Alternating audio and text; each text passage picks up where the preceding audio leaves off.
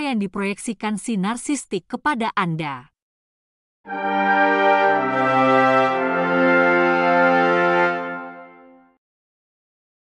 Proyeksi adalah mekanisme pertahanan di mana seseorang memproyeksikan sifat negatifnya kepada orang lain dan menuduh orang lain memiliki kesalahan mereka.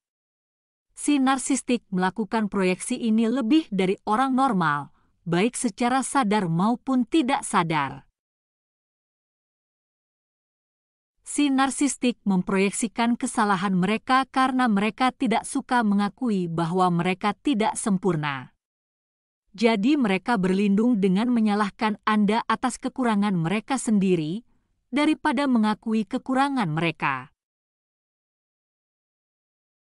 Proyeksi juga menciptakan kebingungan bagi para korban yang berguna bagi si narsistik.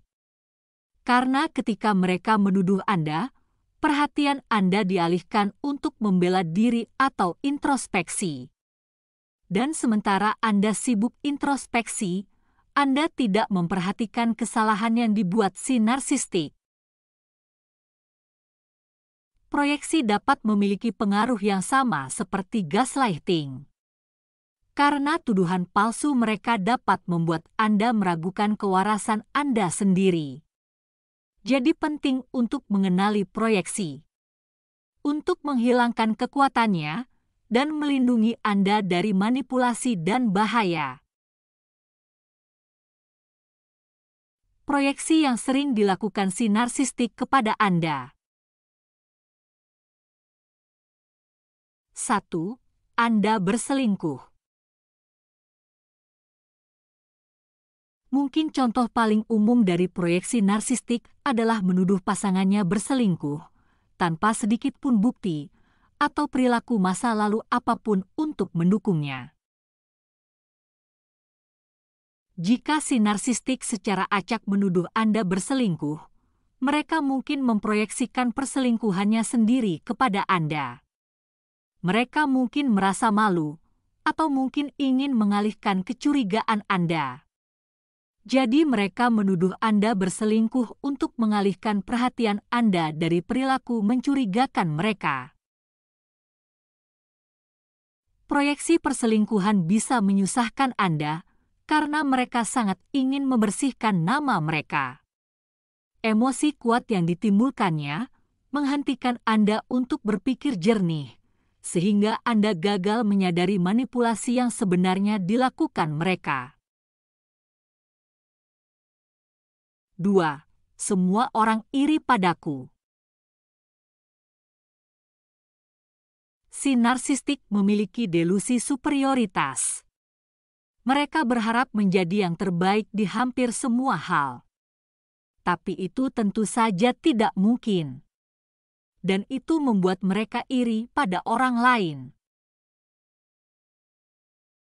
Si narsistik tidak mau mengakui bahwa mereka iri, karena itu akan mengakui bahwa mereka dalam posisi yang lebih rendah.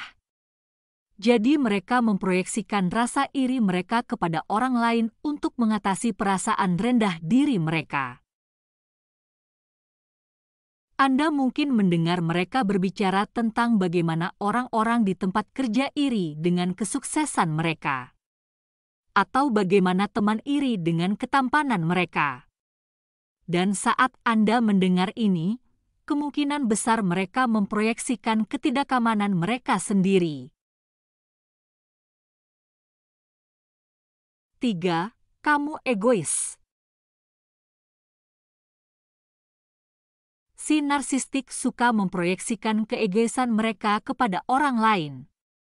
Jika si narsistik dapat membuat orang yang berempati percaya bahwa mereka itu egois, maka si narsistik mendapatkan keberuntungan. Karena sebenarnya orang baik ini sudah memberi banyak, dan sekarang mereka akan memberi lebih banyak lagi.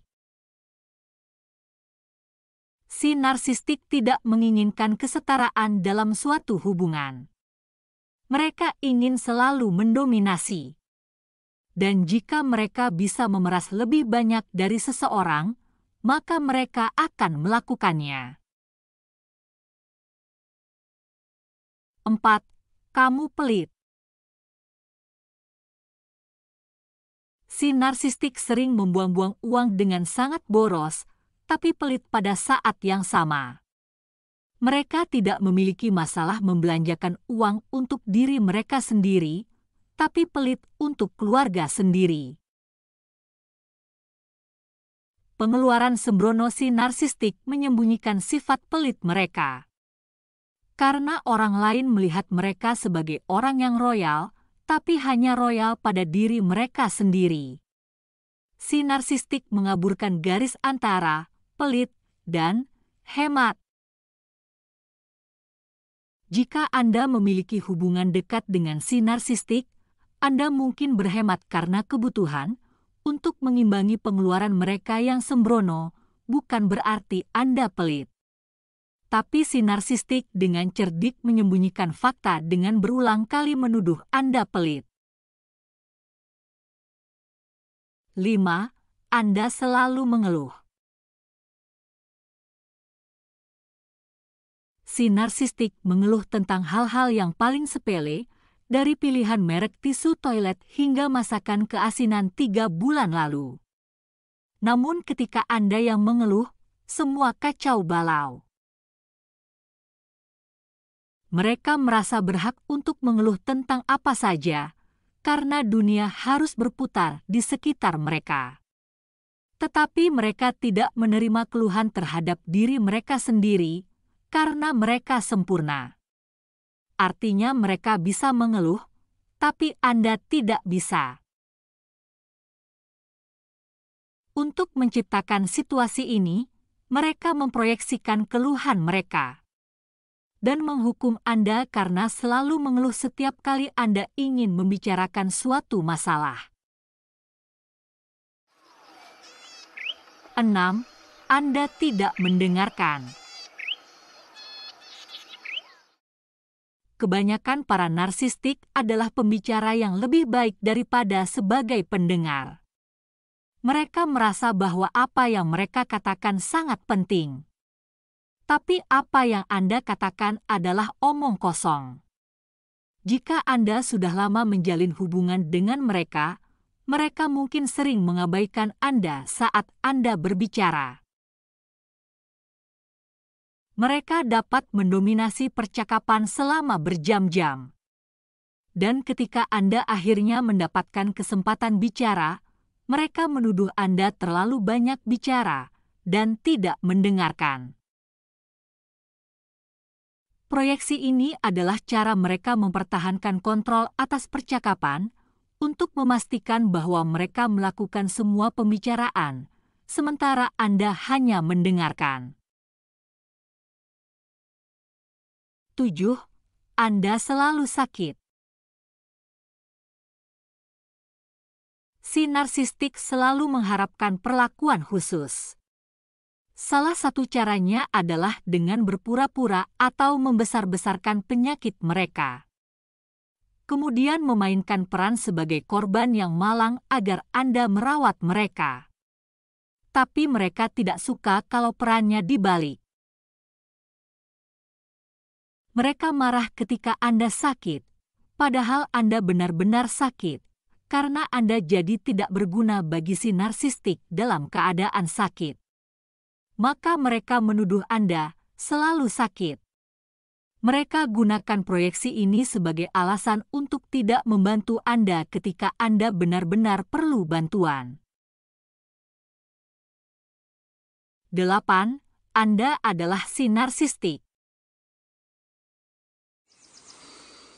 Banyak dari para narsistik belajar masalah yang berkaitan dengan narsisme. Mereka mungkin telah membaca tentang narsisme, karena jauh di lubuk hati mereka merasakan ada yang tidak beres tentang diri mereka. Untuk mengalihkan perhatian dari narsisme mereka, mereka sering menuduh Anda sebagai si narsistik. Jika Anda memiliki hubungan dekat dengan si narsistik, mereka pasti akan melihat kekurangan Anda. Terkadang Anda harus bertindak demi kepentingan Anda sendiri untuk bertahan hidup. Tapi ini bisa dengan sengaja disalahartikan sebagai narsisme untuk digunakan sebagai bukti terhadap Anda.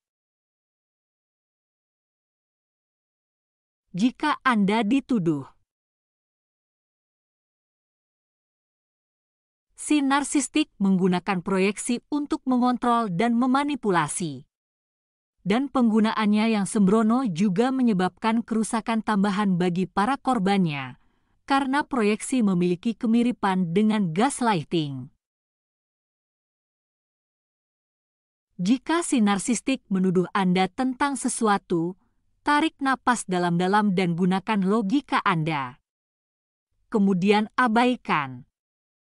Proyeksi si narsistik tidak selalu berbahaya, tapi menunjukkan bahwa mereka benar-benar egois karena tidak memikirkan kepentingan Anda.